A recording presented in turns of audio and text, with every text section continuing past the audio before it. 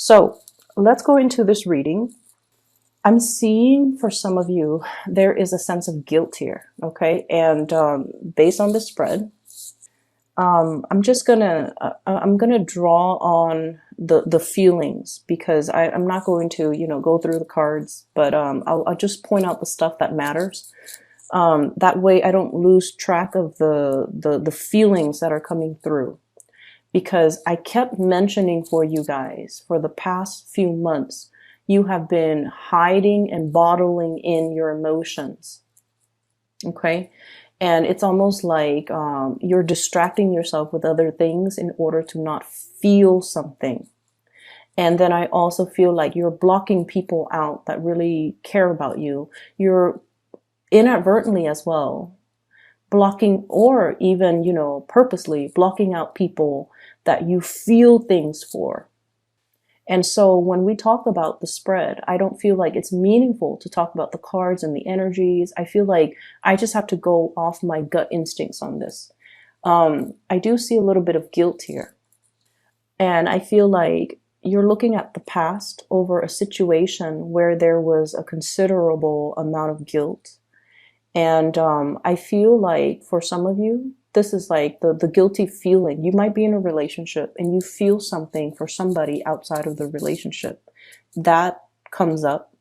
You could also be feeling guilty, like, oh, I'm not sharing the responsibilities with my partner, or I'm not sharing the brunt of the work. I'm not doing the necessary work that is required of me. Hence, there is some sense of guilt. Okay, let me, buckle down. Let me ask them what they need. Let me see how I can offer my services or my time or my energy or my resources to balance this situation out. So some of you have been feeling sort of like, I haven't been focusing on what people need me. I've just been so absorbed in my own things that I am now realizing I'm neglecting the things that matter to me.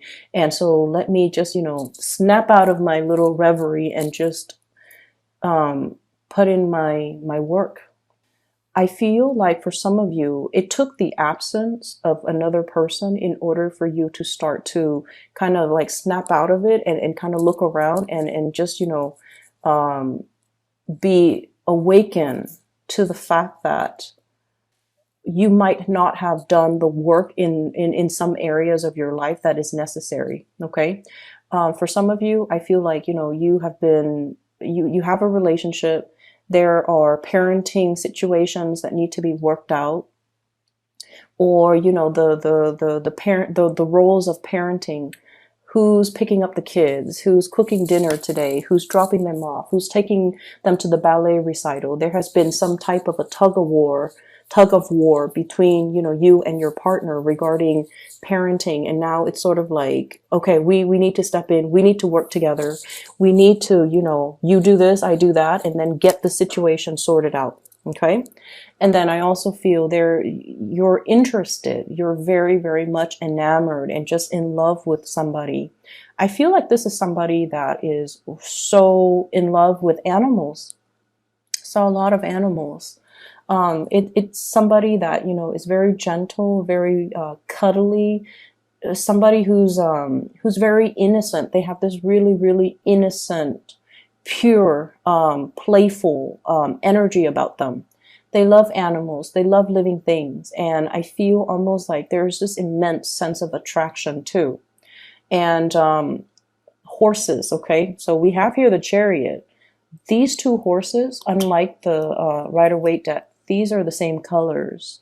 But from the imagery that I saw about the two horses galloping in that meadow and eating berries, I don't know the significance of berries, but I feel like there might be some interracial attraction. And, there's nothing wrong with that. But I feel like it's not just interracial. It's sort of like somebody who is so different from you that there might be cultural barriers. Okay. They're so different from you too that might be why they look so exotic, or you stare at them a little bit longer because it's not something you're used to looking at every day. Okay. So for example, if you've only dated within your race and you see somebody that is outside of it, you're always going to be drawn to them because they represent to you something that is out of the norm, or something that is exotic, or something that is a novelty item to you. Just as this child has this little kitten, and that's like, it's novel to him. Okay, he's like, look at this. He's showing everybody, and things like that. So I feel like you're dealing with someone who loves animals immensely, who has a really, really pure heart, who's very beautiful. Like, beauty is very subjective, but I feel like this is somebody that garners a lot of attention when they walk around, when they're grocery shopping. They might get hit on. When they're, they turn heads. People stop and stare at them a few times. And I feel like, this is somebody you're just like, I don't know if they're out of my league. I don't know if they're interested in me. I don't know if they find me attractive. So there's this sense here of trying to spruce yourself up, or being really mesmerized by every single action of this person, looking at them, wanting to kind of like wanting to, what is the right word? How do I put this, in a clean way? Like trying to absorb everything that you see and, tucking it away in the back of your mind so that when you're alone, you can draw it back out and kind of relive that moment when you're with them. It's that special and that sacred. I definitely feel many of you are in a situation where you start to feel that pain in your stomach, that cramp in your side, like, wow, I'm actually really in love with this person. And that's really beautiful. So I feel like, if you're coming to awareness about this situation, you kind of have to tell the other person how you feel, okay? So don't try to bottle things up. Don't try to push it aside, because the stomach cramps and the pain will exacerbate. So let your feelings be known, express them, because I definitely feel reciprocity. I definitely feel that. We have here the Two of Pentacles and the Two of Cups. And I feel like, whatever is felt from your end with the Pentacle suit is also felt from their end with the Cup suit. So I feel like, this, you're in good hands, okay? So going back to that, is it first or second? Well, both of them. The man in the pool, in the floating thing, he's content with his little drink. And then the butterfly landing on that flower, it's a complementary, symbiotic, complementary, reciprocal. And I feel like it just feels right. That's what it feels like to me. It just feels right.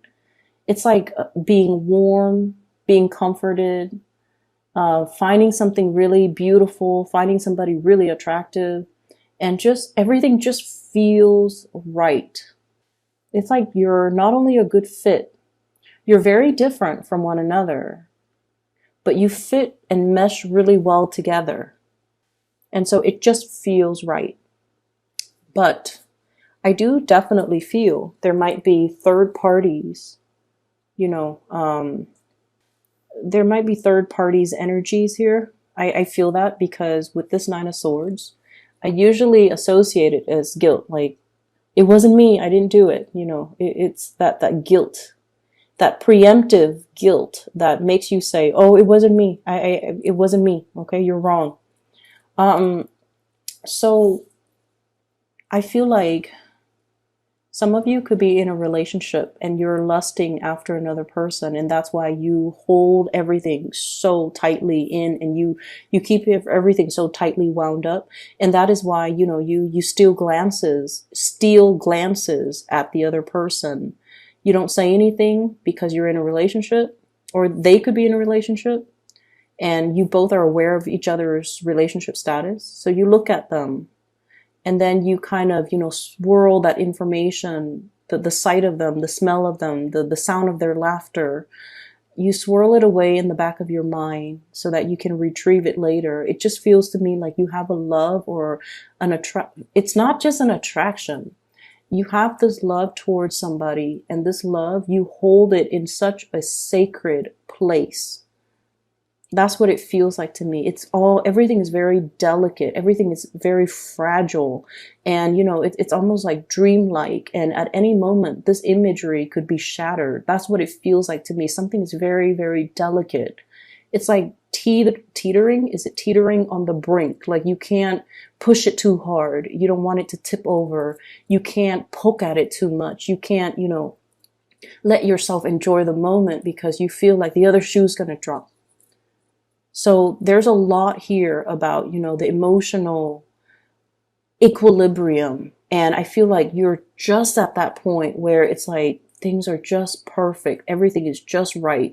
The water temperature is just right. The sun, the heat of the sun is just right. The location and the person is just right. So it's very beautiful, Taurus, but I definitely feel, some of you could be in a third party type of an entanglement, and that might be why you're not really expressing yourself. What I have as well, based on this imagery, we have here the Two of Cups. And the way it looks in this picture is very different from the Rider-Waite. But I feel like this is a very, very special spiritual union where, two people could be very different, but there's a great amount of trust and there's a great amount of reciprocity. Okay, it's like meeting your kindred soulmate, meeting your other half. And then we have here the Seven of Cups. Are they really interested in me? Am I good enough? If I give an offer, will it be accepted or will it be rejected? So there's a lot of apprehension, a lot of fantasies, a lot of just things playing out in the emotional realm that you're just very, very unsure about. And then I also feel like there is some type of a spunk or some type of a power dynamics, power differential, age gaps even in this relationship. And I know it looks really weird with this card, but what I'm seeing, what I'm looking at is the Chariot. Struggles, power dynamics, and moving in the right direction, waiting for that opportune moment when the two people are in alignment with each other. So then the situation can move forward, okay? And when it moves forward, it's going to be very, very, very fast. So if you're like, okay, I have to finish all these projects, I have to take this vacation. When I come back, then I'll let them know how I feel about them. And I feel like, the projected time frame is going to be a lot faster than you hope, okay? I also feel like movement and travels as well. If you are thinking about this person, if they're living at a distance, there's going to be a communion coming back together. I think of this as the Last Supper. There's going to be some type of a reunion or some type of a coming together where one person is preparing their house for some type of a homecoming. Okay, so there's definitely that energy about anticipation. I'm also seeing as well, we have the Justice card here, some type of a legal situation. It could be, it doesn't have to be like court cases or something dramatic like that. But I feel like for many of you, you're in a situation where you're handling a lot of official documents. Official documents don't have to be legal. They can be, just like procedures and protocols as a job of your, as a function of the work that you do. Okay, so I see like memorandums. I'm seeing like tax papers. I'm also seeing like court documents that belongs to somebody else that you have to look through. And then I feel like you have to lay it all out on the table. Look at all the facts before you can make a conclusion or before you can draw a conclusion.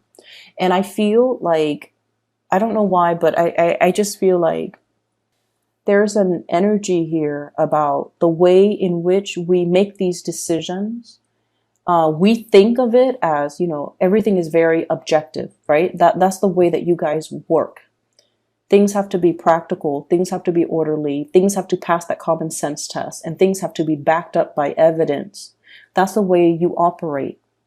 But I feel like in this situation, they're mentioning here, the the mirror, okay, the mirror, and it's sort of like past, present, future with this card, where it's almost like, as much as we try to be very, very objective when we make decisions, our worldview is greatly shaped by our past experiences, our culture, our religious upbringing, our belief system, our childhood, even.